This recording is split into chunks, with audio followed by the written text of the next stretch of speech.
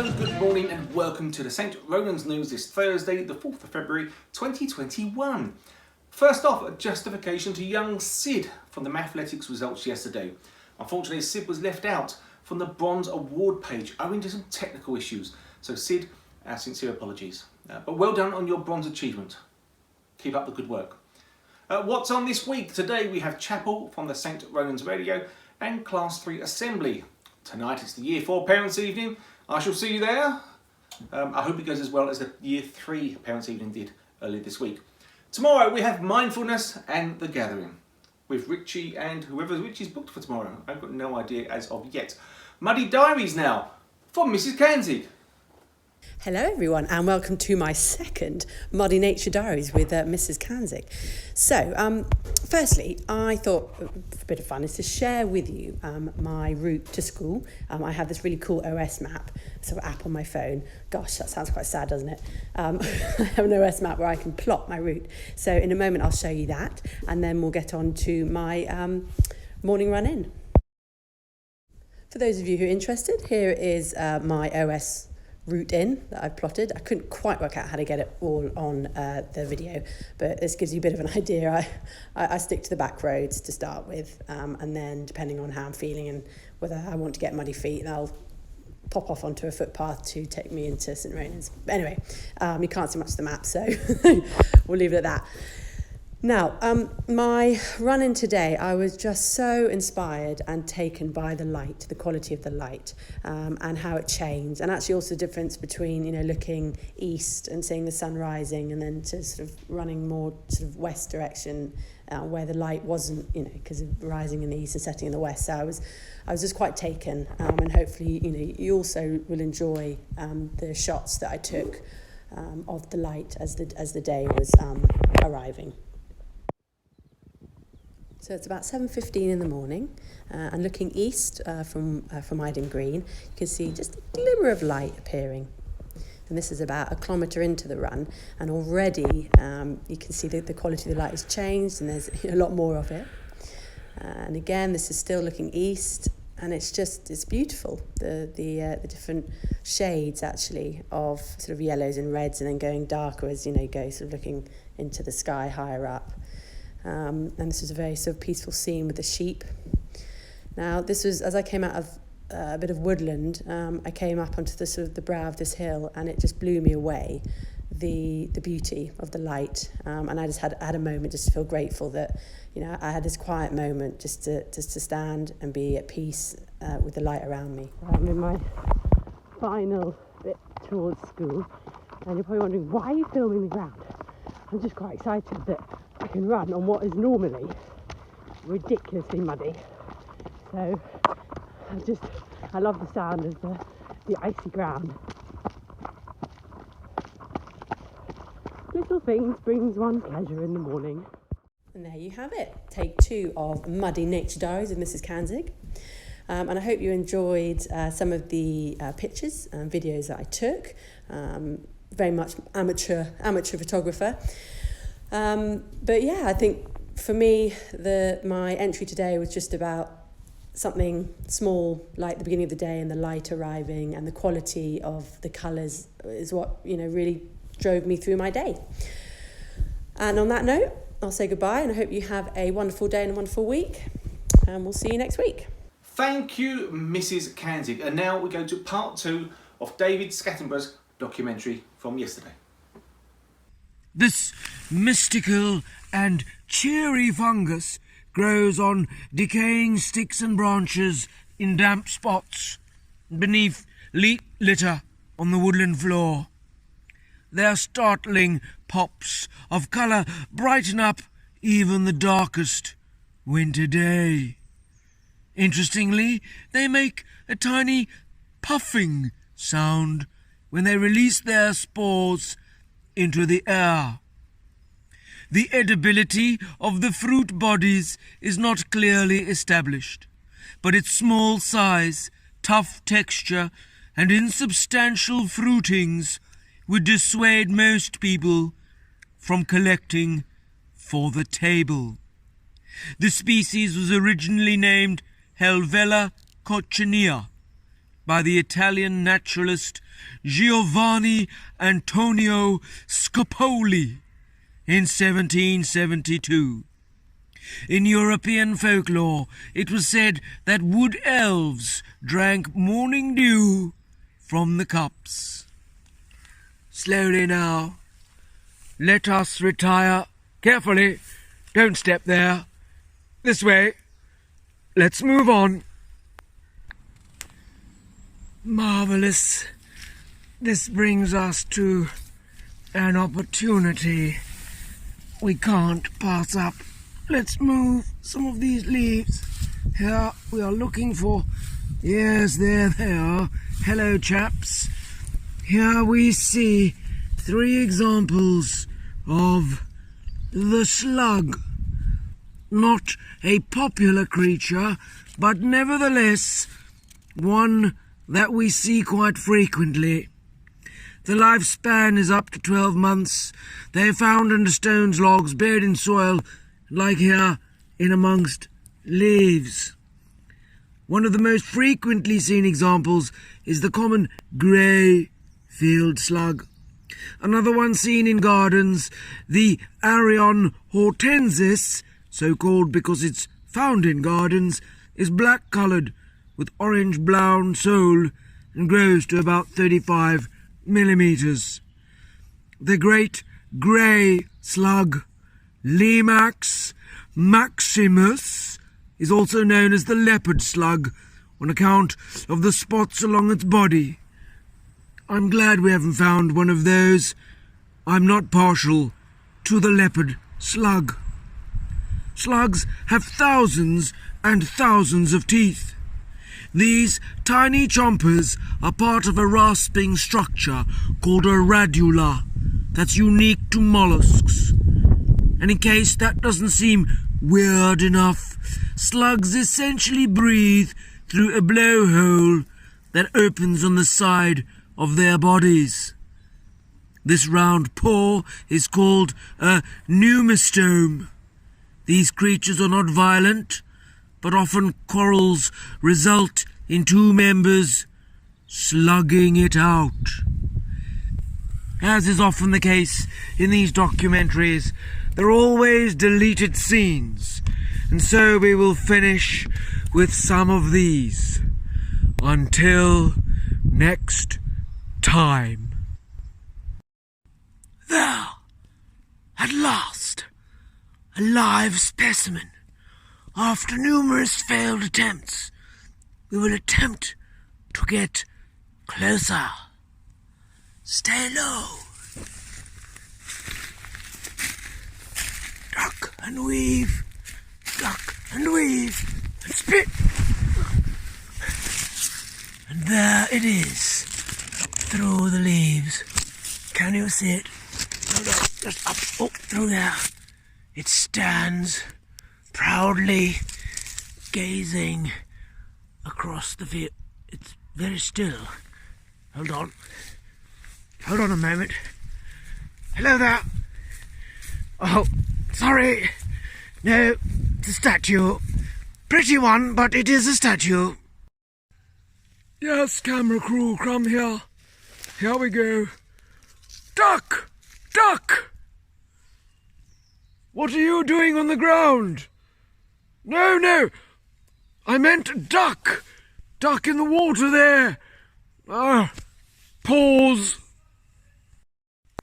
We've been walking for about an hour. And, what do I spy? A path. These paths clearly have been run by animals. Deer and fox. What's that, director? No, definitely not a cycle track, although this is a curious hump, and definitely my years of experience will tell me that animal...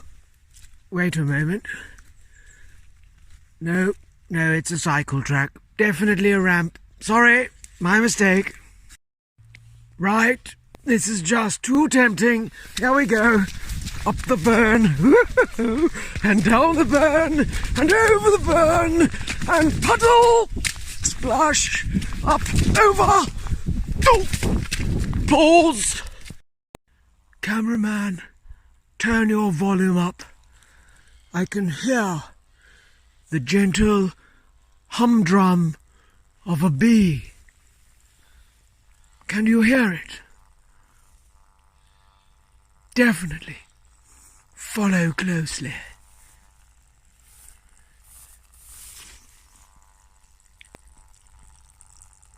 Oh, wait a moment. No, it's a black pipe. Black pipe. Water. Oh, water on a leaf. My mistake. False alarm. It's okay. Right, here we go. Pause. Camera crew. Come in low. There, distinctly, I can see there the antlers of two fine... No, yes it is. They're just camouflaged by the fern. There you can see the adult and a small juvenile... No, wait a moment. No, sorry, my mistake. Just a branch and a smaller branch. Sorry. We have been walking for hours. We are weary, hungry, and battered. As you can see, severe flooding has meant it is impossible to cross over to the main school. We trudge on, despite these insurmountable challenges. Somebody phone for the chopper. Yes, we're stuck. That's it. Enough. Oh, wait, hold. Bridge ahead. Tally-ho. In all my years, I haven't discovered something quite like this. There must be an animal in Tongswood that has managed to create this magnificent shelter. Typically, I can see a large... What's that, director? What? Children... Oh, children, yes. Children play in here. Cut. We won't put that one in. Thank you, Mr. Scatterborough. Okay, next we have exploration time. So we continue from last week. Here we have Charlotte, Damien and Hugh tempting us to explore somewhere else.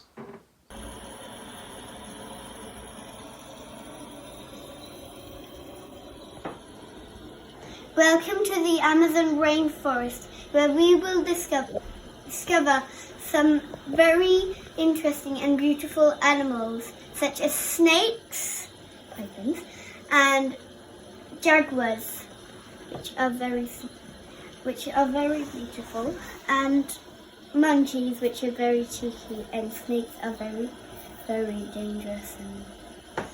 And I am looking for some interesting and strong and brave people to come with me. They will need a backpack full of mosquito repellent and sun cream because it is very hot. Come and join me at the rainforest. Would you like to come on my expedition with me? I am going to Angkor Wat in Cambodia. It is in Asia and I will go by plane. It will be hot and humid. The temples I am exploring are deep in the jungle, full of scary spiders and bugs. But it will also be very beautiful to see the sunrise when I have climbed to the top of a very high temple. I need someone who is excited by adventures and can walk far in hot weather. If you come with me, you need to bring a bug net, a backpack, a water bottle, a sun hat and sun cream. Are you ready to sign up and join me?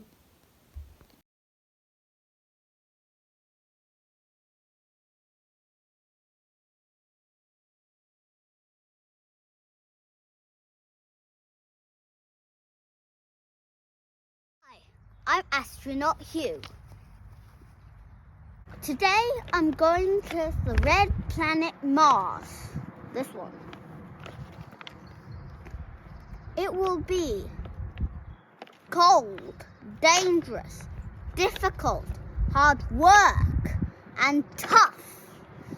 But it will also be interesting to live in the space station with no gravity. I need someone which is brave, fearless, adventurous, and confident. If you come with me, you'll need to bring a spacesuit, warm clothes, and food. But you can also bring your favorite food if you like. Are you ready to sign up? Come on my expedition.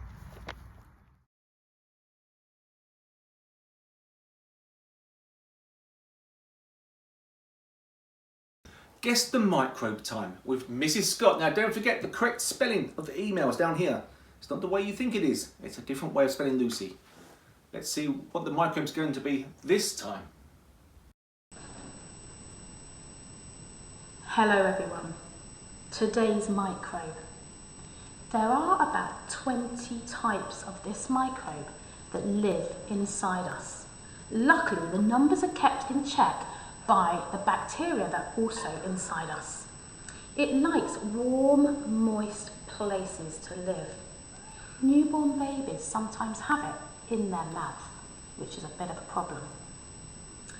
Growth is kept in check inside our bodies by bacteria, and they stop it multiplying too much.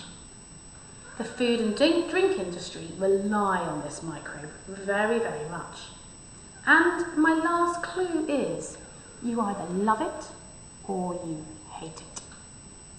Can you guess it? Let me know. And now, the moment you've all been waiting to avoid is Mr. P's attempt at humour. And I say that very lightly. Mr. P. Good morning. Just before joke of the day, you happen to have caught Pepper and I playing a game of chess together. Which reminds me, I took Pepper to the pub before lockdown. It's not your turn yet. I took Peppy to the pub before lockdown and we were having a game of chess. And the chap came up to me and he said, "My goodness, is your dog playing chess?" And I said, "Yes." He said, "Your dog must be really clever." And I went, "No, not really." He said, "Why not?" I said, "Well, she's lost the last 3 games." That's all we have time for today. Stay safe and warm, and we may see you again tomorrow. Goodbye.